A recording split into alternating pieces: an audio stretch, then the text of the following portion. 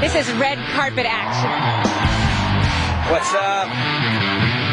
This is Renee Goldberry, Evangeline Williamson from One Life to Live, who's on the red carpet at the Indy 500. George is here from Lost.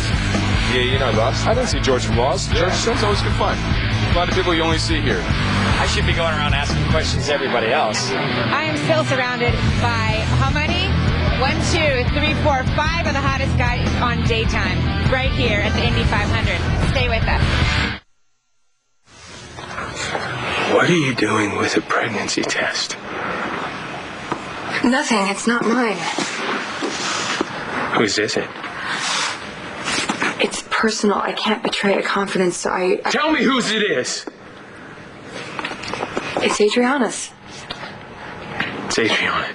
What's it doing in your purse? Well, I really shouldn't have said anything, but she was frantic. She thought she was pregnant, so she asked me if I would get her a test, and then I did, and I waited while she took it. Is she pregnant? No. Thank God. But, you know, I mean, she's got plenty of time. She can have a baby whenever she wants.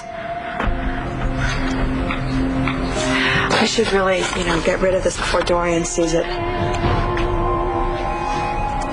What? For a second there, I thought that was yours. That you were having Duke's baby. Matthew needs you in his life more than ever. I'm facing a hard time for framing Nanny. That is not going to happen. If I prove that Spencer is behind it, but that's not a lock. You know, I'm all over the newspapers right now. I'm all over the internet, and I'm sure Matthew's friends at school are talking about it. Oh, poor kid. Well, it's not going to help if his dad's girlfriend is a felon. Nothing in his life is easy right now, but bless his heart, he's dealing with it. And I know that he's going to stand up for himself if anybody at school tries to push him around. You know, I have faith in him. I know that he is going to be able to handle all of this. And I think that if that little boy can deal with his life with dignity and with strength, with everything he's going through, I figured that we can too. You don't get it, Claudia. I'm not planning on sitting around and waiting for Tess to come back to me. Not much more you can do. Sure there is, and I'm doing it right now. I can get rid of the threat to Tess and my baby so that I can get back to Tess and my baby. But you'd be going back to Jessica. Yeah. But if I can go back to Jessica, I can get Tess back to me. Even if it takes years? Even if it takes forever. As difficult as this is for you and for Antonio, we can't forget that Nash is the one who is suffering.